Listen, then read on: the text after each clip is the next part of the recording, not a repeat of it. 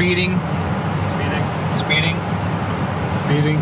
5, 4, 3, 2, 1. The world is changing faster than ever. What used to take decades is now taking years or even months. What you see right now is the illusion that people have had for many decades about the workplace being this secure place to work the rest of your life. For the first time in the history of our nation, our children will not do as well as us. We've seen our friends get laid off, we've been laid off, we've had our pay cut. People are overworked and underpaid. They seem to have less time and less freedom. They live under constant pressure. This is going to be forced. And so even if your employer loves you, they may have to cut you. There's something wrong that on Monday morning, the heart attack rate increases by 35%. Technology is accelerating, job security is declining. It just doesn't seem like the old models of making a living are as reliable as they used to be. Every aspect of our lives, there's a better way out there, but we're still doing it the old way. We live in the greatest country on the planet, and there are a lot of people sitting around complaining and being cynical. Like everyone's whining about this old model, and I'm like, why don't you leave it? Look at all this over here. Look at all this opportunity. Since so much of our lives revolve around our work and the way we make our living, many people are thinking there just has to be a better way.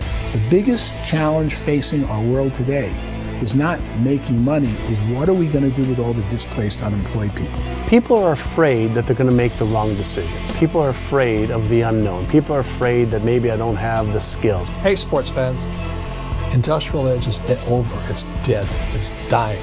That's why going to school to get a job is an obsolete idea. A steady paycheck is an industrial age idea.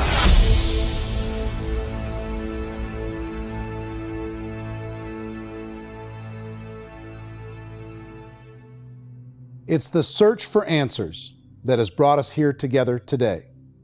My name is Eric Worre, and for almost 30 years I've been an entrepreneur, struggling at times, but ultimately succeeding. As a best-selling author, speaker, and business owner, I've spent my entire career helping millions of people around the world to become entrepreneurs. And I believe strongly that there is, in fact, a better way when it comes to how we make a living. The career landscape has changed dramatically, and many are still working in a model that is completely out of date. What worked for previous generations isn't working as well for people today. In this film, we're going to explore 3 important questions. First, what's really going on in our working world today? Second, in this new economy, is it better to become an entrepreneur, or is it safer to work for someone else? And third, if a person decides to become an entrepreneur and start their own business, how can they do it without taking on massive risk? To help in this journey, I've brought together some of the greatest experts and thought leaders in the field of entrepreneurship to share the real facts with you. My intention is to give you new information that will allow you to make choices that are not limited by an old, outdated model. Let's start by understanding what's going on in our working world today.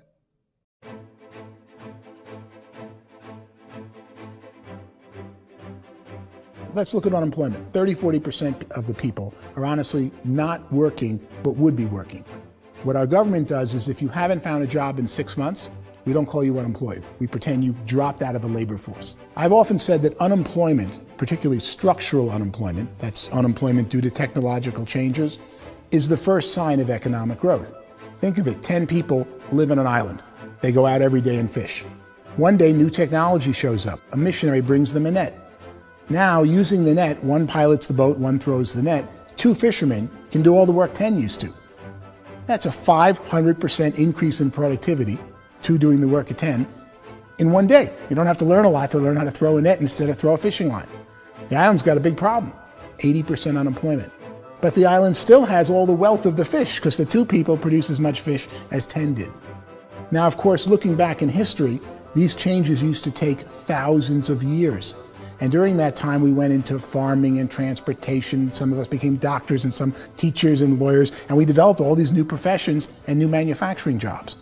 Today, these changes are occurring literally in one day when a new technological advance occurs, and we don't have the social structures to deal with it or to retrain the unemployed people. So one of the things that I think is interesting as I travel across the country and really travel around the world is the way that we work and the way we get paid for work is changing pretty dramatically. On a global basis, everything is being turned upside down because of the rapidly advancing technologies. They are eliminating many jobs, and we have been left with many people not prepared for the jobs that exist. A lot of demand in public companies was to squeeze out all the fat and to get just as much margin as we possibly could, and fat equals humans. So this idea of job security in information age is so obsolete, but it's still taught inside our school system, and that's where the problem starts. There's no financial education in the school system, and people are still trained to be employees to work for that paycheck. This is a chart on the middle class.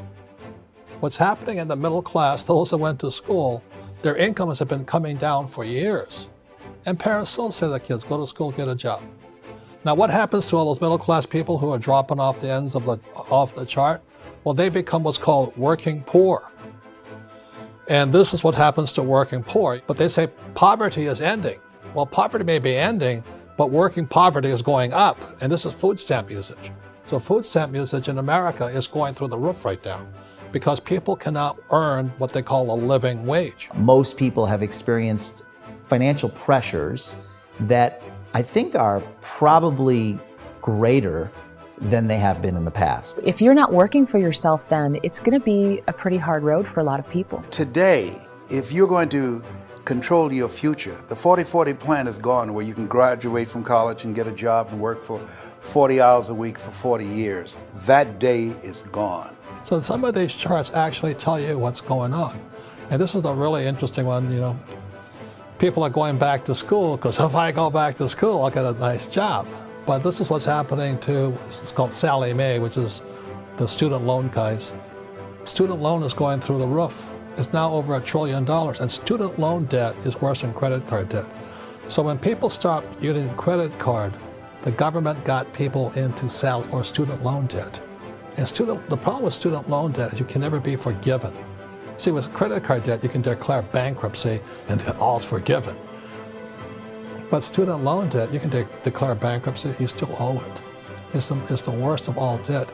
But this is the next picture. Look at this chart here. This is what's happening to wages of college graduates. It's going down. So you go to college, you rack up all this debt, but you earn less money. Now, that's not that intelligent.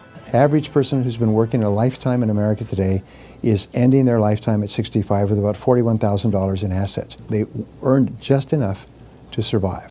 I think in the United States we have something like 17 trillion in debt. That's just the federal government debt. We got another 2 in municipal and in other, let's call it almost 20 trillion government. We've got 40 trillion in private debt. That comes up to close to 60 trillion. When you then add something we never had before, what you were talking about, when we look at the unfunded portion of Social Security and primarily Medicare, Medicaid, that at the most conservative estimates from outside firms, Kleiner Perkins, 67 trillion and growing. That's more than all our other debt. There's less conservative estimates that say it's 84 trillion or higher. I added up conservatively $127 trillion in total debt. Debt is a financial drug. When you take it to excess, it's like taking a drug. Yeah, it makes you feel better, it enhances your performance, but at a huge cost, eventually it kills you. And so that's what happens. We keep doing more and more debt, and you get less and less results, just like a drug, until the debt gets so high that it crushes the whole system. That's where we're at, 8.2 times GDP. You know who I feel sorry for? I feel sorry for the person who dreads going to work, who is sick to their stomach on Monday morning, who hates their alarm clock, who gets a little glimmer of hope on a Wednesday because it's hump day and says, thank God it's Friday. And they live for those 2 days a week where they get to be themselves and they don't have to be around people they don't like, and they don't have to play the political game in the office, and they don't have to live this half life. The person that works 50 weeks a year just to be able to have the 2 weeks for vacation. And you know what happens to most of them nowadays? They don't have a vacation. They have a staycation. They have time off of work, but they don't get to go where they want to go because they're overextended. They've got all this debt. They got all this situation. They hate their alarm clock. They can't sleep until they're done. They have to spend most of their life in traffic. I feel sorry for that group of people because there's a better way. They just don't know it. I see this really interesting attempt at rugged individuality in a 6x8 rectangle. And I feel like you're all the same, except for the little push pins of the pictures. There's different pictures. Yours is named Jenny and his is named Sujara, but it's the same people. And this is how they are, and they're just like the zombies, and there's no joy in there, there's no fun. There's always like the wacky woman who decorates her cubicle, and that's the most she can do there. You got to give her credits, right? The wacky cubicle woman. The basis for their life is worry. I'm worried, you know, maybe I'll get fired. I'm worried maybe my company will go out of business. I'm worried I can't keep spinning the plates on paying the bills. I'm worried about how do I send my kids to college. I'm worried, what if the transmission of my car breaks? That's, you know, 2 or 3, I can't fix it. People live in a sea of worry, and it eats at them. Those signs that people held up during the Depression didn't say looking for gainful employment in a cubicle. It said looking for work. Work is what we're looking for. Job is just a unit of measurement. Work is what we're going after. It's time to look in the mirror and say, it's not the economy, it's my economy. It's my little world of where I am. I need to improve. I'm not going to wait for the economy to come back because frankly, the economy is doing great in this country. So I'm here on Wall Street, the financial center of the universe, the financial capital of the world. This is where most people's money goes to at least be held for a time, right? With interest rates in banks being effectively zero, and many experts are predicting it's going to stay at zero for the next 10, 20, even 30 years, people feel like they don't have any choice but to put their future into equities, to put their future into the hands of other people on this stock market, and hope that the stock market goes up, hope that the stocks that their advisors pick or that they pick goes up. That's one way to go, I guess. It's my personal belief that if you put your future into the hands of yourself, in other words, you have earning power by yourself, I think you're a better investment than these guys. I think you controlling your future is a better option than handing over your retirement to these guys. The average household income in the United States is approximately $50,000 a year, what they call the middle class.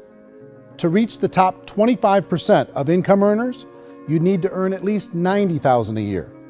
To reach the top 10% would be a household income of $140,000, the top 5%, $190,000, and to be in the top 1%, you'd need a combined household income of at least $380,000 a year. So here's the question. What do you think would give you the best chance to move up and get to the top 10%, the top 5%, the top 1% or beyond? In my opinion, and in the opinion of many, many experts, the answer is to become an entrepreneur, to become your own boss.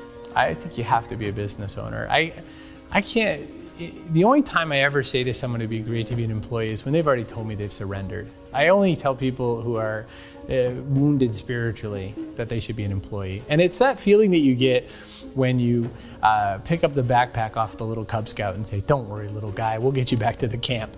You know, it is in no way a kindness when I tell someone they'd be a great employee. The other status symbol really increasingly is lifestyle. I mean, people can own their own business, maybe even work out of their house. That, I tell you, people admire that. Like, gosh, I wish I could do that. The spirit of the entrepreneur is to be a risk taker and to be resourceful and unstoppable and to have a vision of yourself beyond where you are and not willing to settle for life as it is. Think about the great entrepreneurs. They're visionary. They have heart. They're willing to do today what others won't so they can do tomorrow what others can't. Personally, I don't think of the new economy, the old economy. I create my own economy.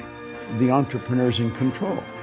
I decide what the economy is going to be like. In the world of entrepreneurship, there are no limits. You can make as much as you want, depending on how much you want to work and how smart you are and how great a team you put together.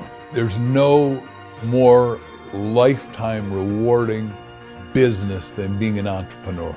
Why in America, where anyone could be anything, would people want to give up their freedom and become effectively a modern-day slave, told shut up and be here every morning at 7:30, leave at 5:30, and do what I tell you?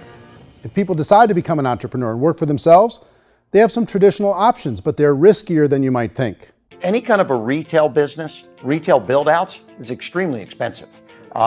Even just these small little yogurt stores where they're putting little yogurt machines and you get all the different flavors, you're spending $200,000, $300,000, $400,000 to open a yogurt shop. I would love to buy a Dunkin' Donuts, but it's $500,000 or so to start. I don't quite have that just in case money. Risk you can lose it all, and most guys do 2 or 3 times, and even big guys like Branson, because I'm such a fan of his, half his companies don't work. If you make $1 million, your problems are going to go. If you make $1 billion, your problems are really going to go. Just the opposite. You and I know when you're making $1 million, you get $1 million responsibilities. You make $1 billion, you got 1,000 times $1 million responsibilities. And most people say, I'd love to be my own boss. 70% of Americans would love to be their own boss, according to recent polls. But they don't know how to get there. Because what are you going to do? One, you could buy an existing business. If somebody's selling an existing business, you have to ask why. Usually because it's probably hard. It's probably not making as much money as they hope. 2, they could buy a franchise. A little less risk, proven system, but it's expensive to be able to do that. 3, they could start something from scratch. And that's where a lot of people feel like, I don't have the chops to do it. I don't have the money. I don't have the product idea. I don't have the expertise. I don't have whatever it's going to take to be able to get there, and I can't risk my family to do it.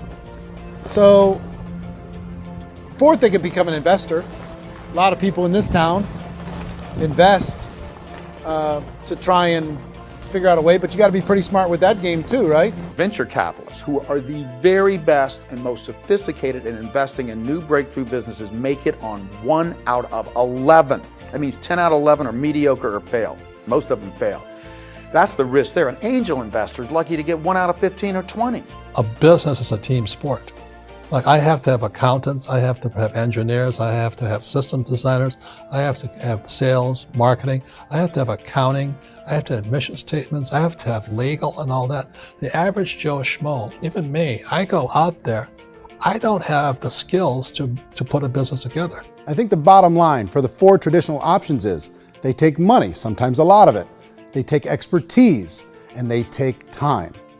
All of that adds up to just too much risk for most people. I bought a business from somebody else and it was a lot of work. And you start wondering, what did I just buy? Because I guess ultimately I own your email list and I just overpaid for it. People that start their own business, they spend a lot of money, they spend a lot of time, a lot of effort to get things started. And the more you invest on the upfront, the harder you typically work at it. I can tell you what the success rate is of a restaurant. What is it? They're crazy enough. About 90% of them fail. About 90%, in how quickly? Year less. Wow. And if we're talking non-franchise, we're talking franchise, Sure. That's totally different. Yeah. But our students aren't getting franchise restaurants. You got to invest big money. Exactly. And with someone like McDonald's, you've had to work with the company for a long period of time, really know the To even have a business. chance at investing $1 Even million. have a chance, and it's a slim chance. What if there was a way that you had all the proven aspects, the comfort aspects, and you could still control your own life? What if there was both? In other words, you didn't have to create everything from scratch. You didn't have to be a super leader. All you had to do, what if there was a proven product already? You didn't have to create the product. And there's a proven system already, proven training already. Everything except an employer. That was the only thing that you didn't have. Do you think more people would be open to working for themselves in that environment?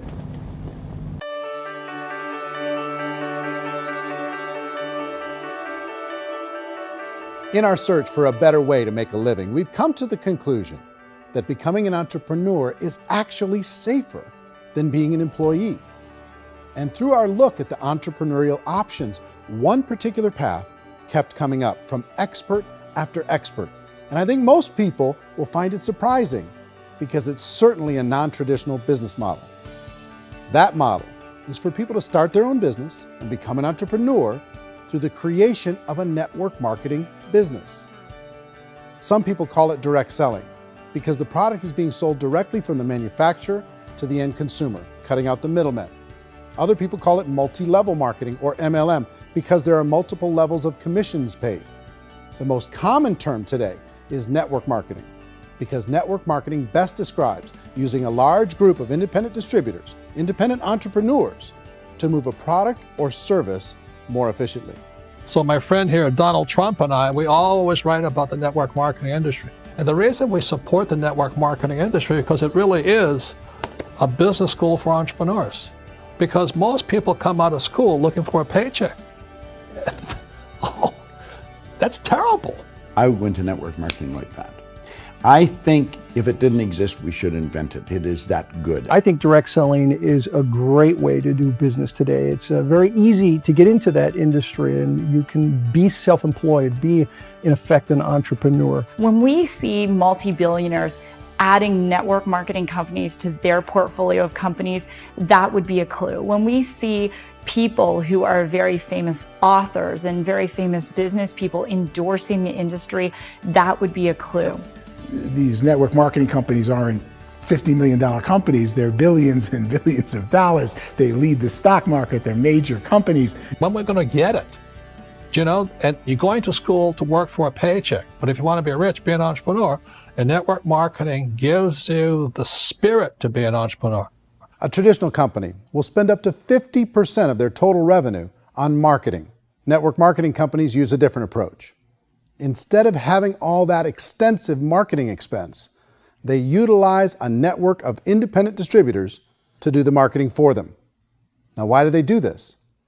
First, because word-of-mouth advertising is so much more effective today than traditional media advertising. Second, some products need to be explained or demonstrated, and an independent salesperson can do that more effectively than an ad campaign. Third, it's completely efficient.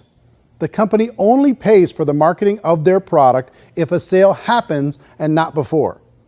Imagine if Amazon allowed you to become an independent distributor and paid out 40% of its revenue to that distributor group.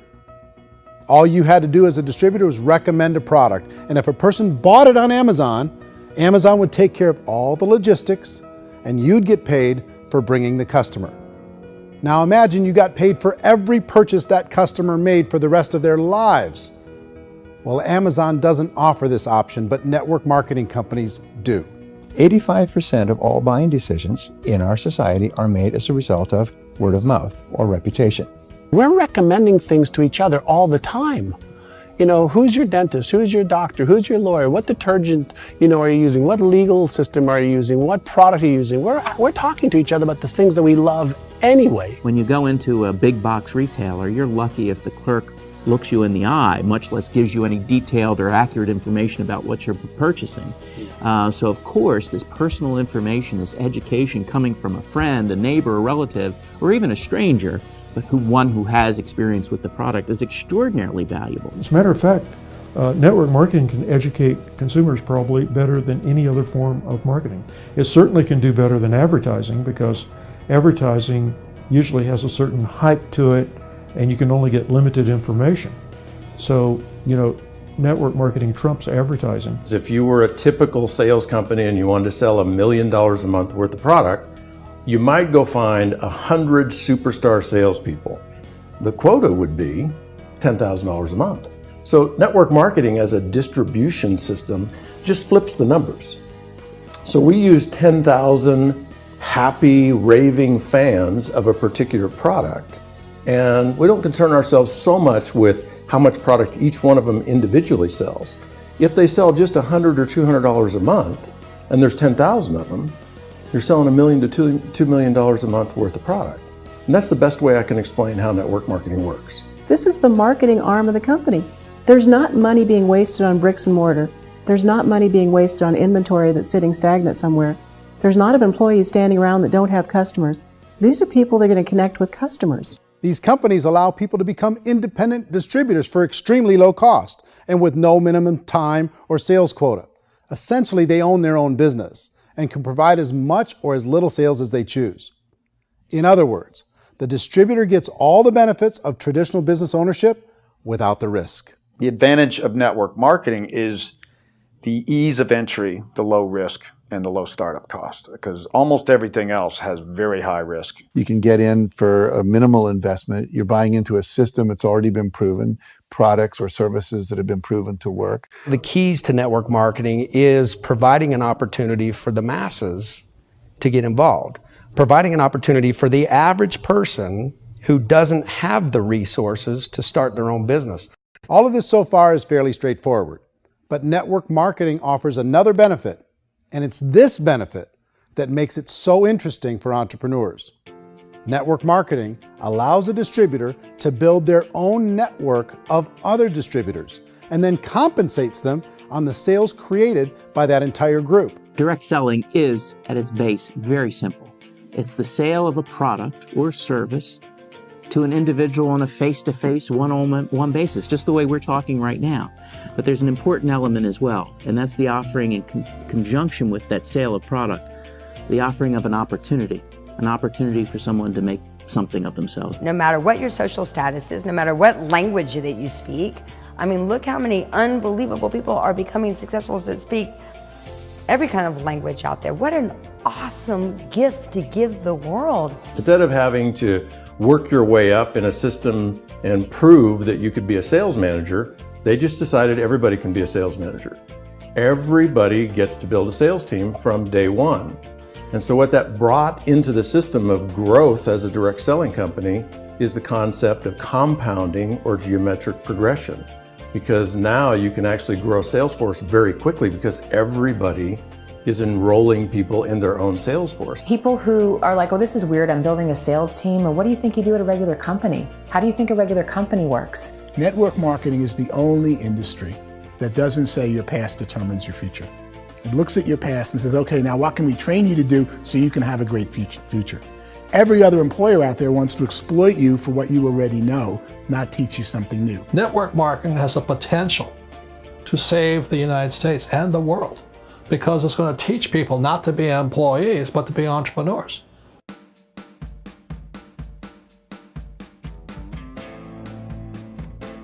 According to the Direct Selling Association, if you add up all the network marketing companies around the world, they combine to do over $178 billion a year in retail sales.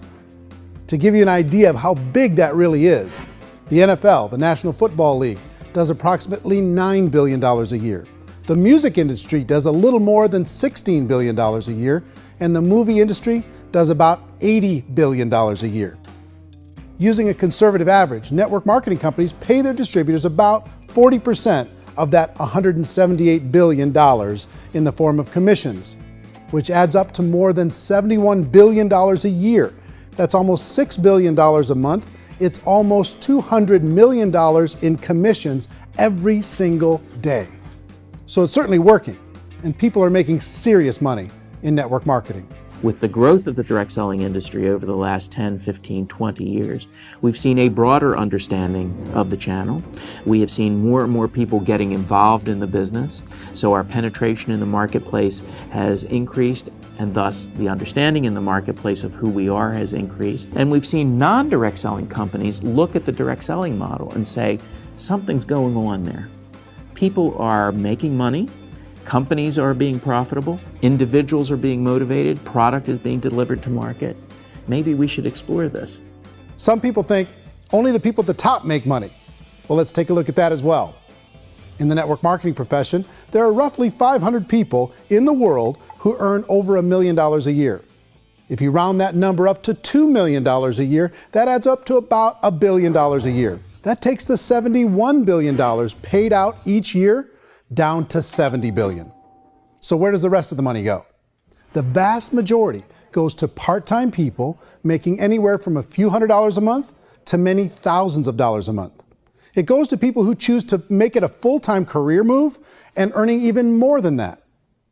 Every day, people are using the money they earn through network marketing to pay off debt, have more fun, and improve the quality of their lives. Everyone I know in network marketing has been doing that since the 50s. They go to work when they want to go to work. They stop working when they want to take time with their children to have a leisurely breakfast and discuss issues and drive them to school. They go back to work when they get home, wherever they're working out of. The biggest thing that I've seen is people that have become much happier in their life. MLM has probably made more millionaires of more people in more countries, and I've spoken to them in 67 countries, than any other single form of business, starting from nothing. If they have a choice between working a job for the next 10 years or working a network marketing business for the next 10 years, the result of working the network marketing business will be better. A lot of people within the industry go on and make this a career and do extremely well at it. Network marketing has been nothing but good for everyone I know that's been involved with it because they did it seriously and they played full out and they've been very successful. It's been a constant barrage of success stories and people showing off stuff that they got as a result of it. How many people are involved? Approximately 16 million Americans and 96 million people around the world are currently participating in network marketing. And in a recent poll, 82% of those people report a good, very good, or excellent experience with network marketing. So people are happy.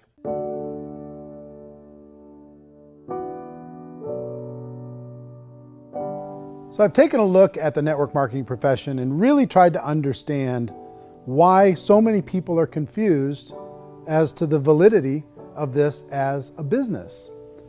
One is this pyramid shape. People get really messed up with this pyramid. Oh, it's one of those pyramid things. So I just think there are a lot of haters out there who really don't understand the industry and say, oh, it's a get-rich-quick scheme. It's a pyramid. Well, corporate America is a pyramid scheme. You know what I mean? It goes like this.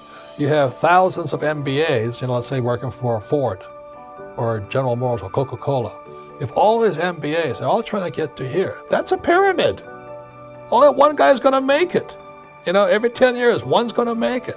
Whereas you look at network marketing, it's like this. So you're here, and your job is to develop other CEOs coming up behind you. So it's an inverse pyramid. In network marketing, it's a very simple concept. If you sell product, you get paid. It is paid based on production. There is no first mover's advantage. There is no investment component where the more somebody spends, the more they're entitled to make. So the two are polar opposites of each other. It doesn't matter what shape the company is or the compensation plan is shaped, whether it's a circle or a pyramid or a triangle or a trapezoid, it doesn't matter. If compensation is coming primarily from recruitment, then you've got a problem. On the other hand, if an operation is basing their compensation to participants on the basis of sales, even when those sales are generated by people you've recruited, well, then you're a perfectly legitimate enterprise. That's the legal test, it's the practical test. Another issue that's been true in the past that is no longer true now is people used to be in network marketing loaded up with products that they couldn't sell and they ended up a loser. They ended up with a bunch of product in their garage, they ended up with a bunch of products sitting in their kitchen shelves or whatever, and they thought they could sell it and then they weren't willing to or able to sell it and they ended up with a bunch of stuff and they were bitter about it. There was this thing called front loading where you had to buy if you bought $25,000 worth of product, you got better commissions and all this. Today, it's almost all done by computer. It's direct mail comes from a warehouse somewhere else. You don't have to have all this inventory. You don't have to stock up. It's a paperless world now. Most of it's done online. You have a back office. It really works. And the technology has changed everything. Third issue is people start talking about 99% of people in network marketing don't make any money. Well, we've talked about that over the course of this journey together. Almost $200 million a day is being paid out to network marketing distributors around the world. The naysayers, the people who say that it doesn't work, are usually the ones who just don't know how to make it work for themselves. And so they're giving you an opinion, and I tell people, don't confuse people's opinions with expertise, because opinions are free. And don't confuse sincerity with the truth, because people could be sincerely wrong. But here's the reality inside of network marketing. The vast majority of people that get involved in network marketing just become customers and they get involved to be able to purchase product at a lower price.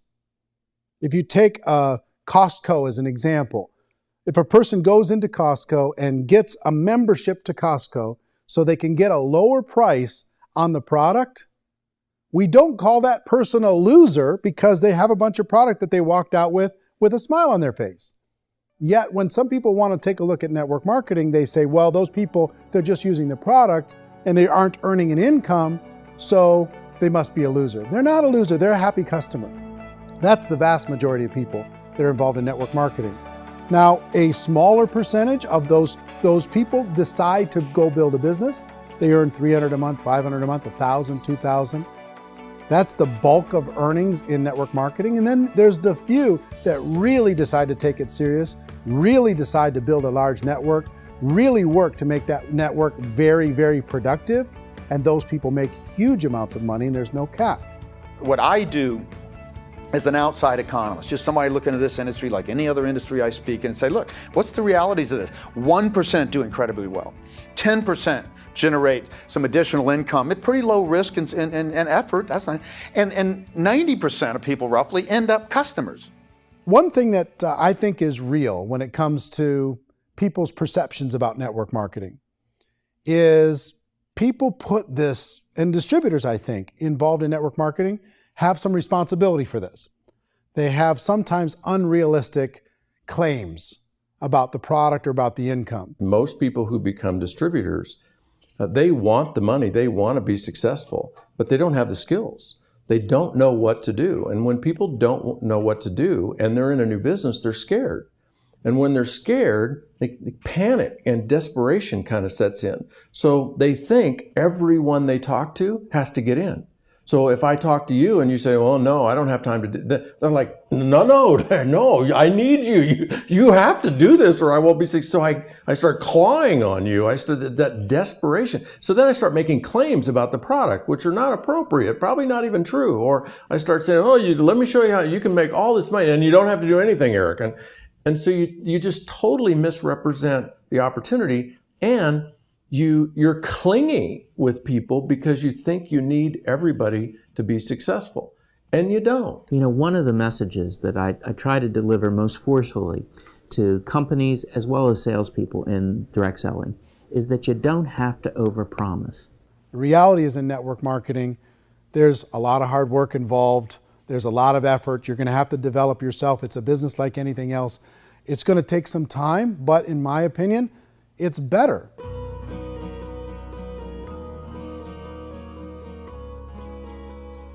It's light years better for people starting today than it was even 5 years ago. I think it's more widely accepted now, and people understand it is a business. It is being an entrepreneur. It is being a business owner. Our belief system is based upon our evaluation of something. And frequently, if we reevaluate a situation, our belief about that situation will change. The industry has changed and it's grown up. It's totally transformed. You've got young people today that have grown up with social media, and they understand networks. They understand how people are connected through technology, and they understand how money flows through those networks.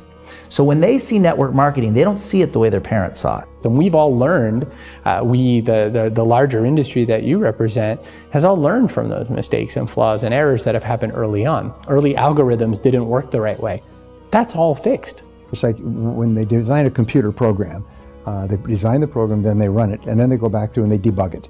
The MLM industry has been debugged. This is the day of being virtual, being able to run a business from your mobile phone. I mean, it's incredible. Companies are getting smarter. They're implementing more consumer protections. They're implementing more compliance training. They're doing more with respect to product research. If you do get involved and you make purchases of inventory, even on a voluntary basis, if you decide that this business is not for you, you can leave and have that inventory repurchased by the company. There's no other business that offers that kind of protection on a voluntary, self-regulatory basis.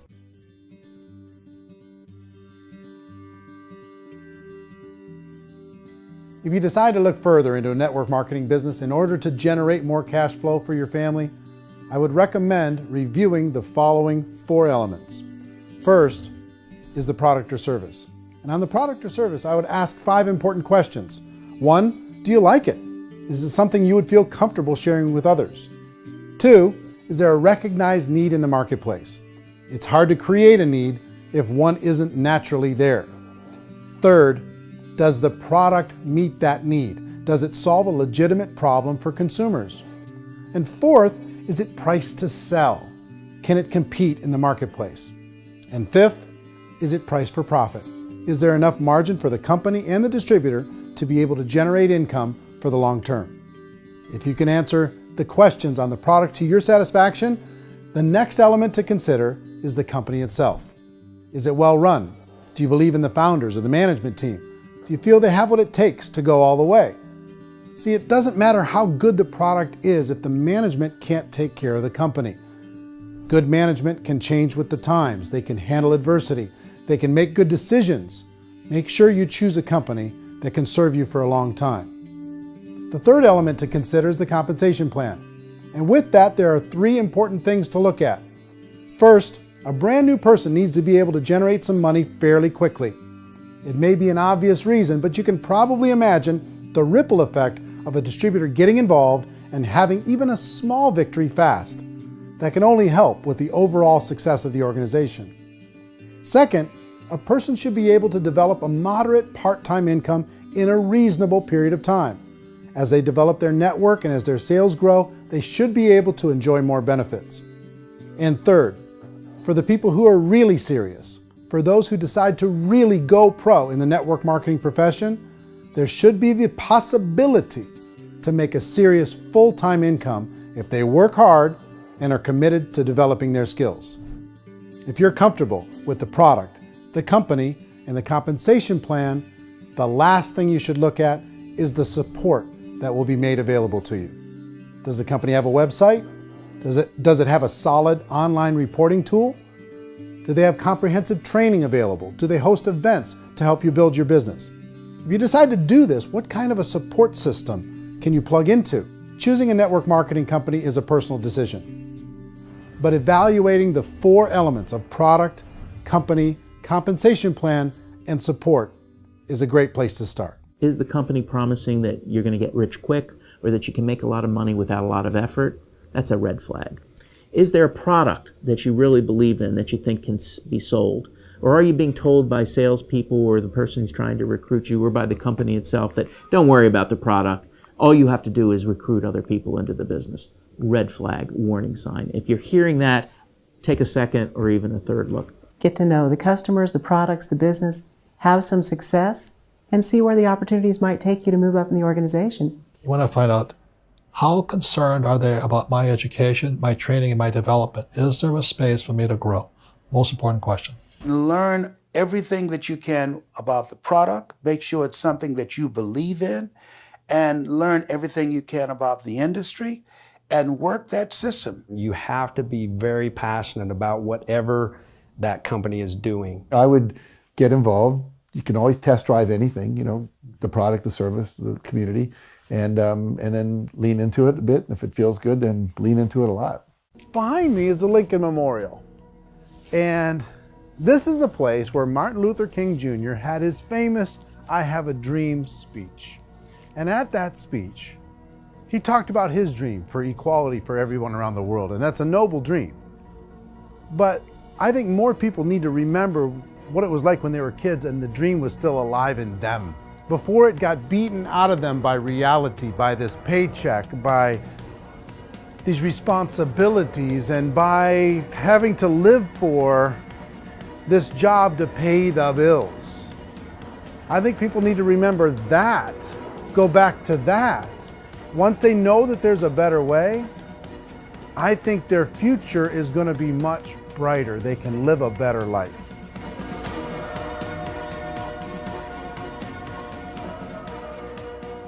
So if you're considering getting involved in a network marketing company, let me offer you just a few pieces of advice. First, network marketing isn't perfect. It's emotional, it's challenging. Like any entrepreneurial venture, it can have its up days and its down days. But if you have an entrepreneurial bone in your body, it's just better. Second, if you're gonna do it, decide to be professional. Decide to go pro. It's better to do that than just be this amateur sticking your toe in the water. Third, as any professional, you're gonna have to learn some new skills. And I promise you, inside of the network marketing profession, they're not too difficult to learn. Fourth, like anything worthwhile, it's gonna take some time. Don't expect that you're gonna get to the finish line right out of the gate. And fifth, it's worth it. It's worth it to be able to take charge of your life again. It's worth it to be able to control your own financial situation. It's worth it for the people you're going to be able to spend time with. It's worth it for the things you're going to be able to see and the experiences you're going to be able to experience. It's worth it for the causes you're going to be able to contribute to, the lives you're going to be able to touch, the customers you're going to be able to help, the friendships you're going to be able to develop. I promise you, it's worth it. Remember, most people are searching for answers just like you are. But I do have to tell you the catch to network marketing. If there is a catch, if you want to understand this from an emotional point of view, people say, well, it sounds too good to be true. It's not, it's hard work. But here's the catch. Most people still don't understand it. So you're going to have to endure the loss of social esteem from ignorant people. The uneducated will think less of you. Now, if you can handle that, you're on your way. If that's going to destroy you, you know what? Entrepreneurship in general probably isn't in your future. If you can face that catch, you can become unstoppable. I want everyone to really contemplate this if they're not in network marketing. You're in a job, you probably have a mortgage, you have rent, you have debt, whatever's going on. You're in a prison. You work just hard enough to keep them from firing you, and they pay you just enough to keep you from quitting. Come on! I've been there, done that, and bought that t-shirt. In network marketing, if you run into failure, it's really just a homework lesson for yourself. There's no one to blame. You really have no excuse not to be successful. You just don't. People don't want to hear that, but there's so much available to you. If you want to be a good network marketer, be a student to the people above you, be a fellow traveler to the people on the same level, and be a teacher to those below, and know when it's appropriate to do which. People who are not afraid of asking people to buy things, or not afraid of persuading people with a chance they may say no, these people own the future. Nothing happens until something moves. So you got to go move, you got to go do something, or nothing's going to change in your life. In the beginning, you're going to do a lot of things that you don't get paid for. But as you go down the road, you get paid for a lot of things that you don't do. And your job is to rehabilitate the spirit, the entrepreneur spirit in all of us. Get it back. Either give it a strong yes or a strong no, but no wishy-washy, dilly-dally stuff in the middle.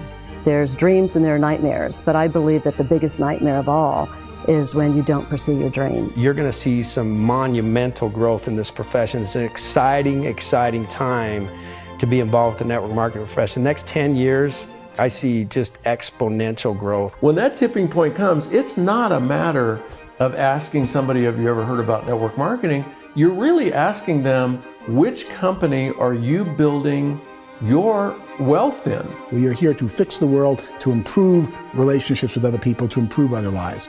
And the real reward comes as an entrepreneur in any level from teaching somebody something and watching them soar. There is no greater reward.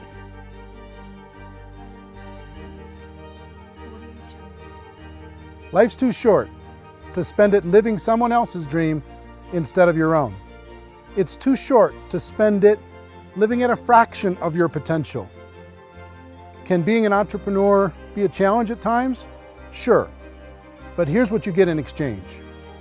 It can be yours. Something that you built, something that you created, something that you made happen. This balloon represents your dream.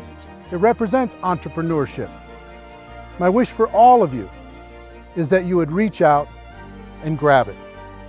The choice is up to you.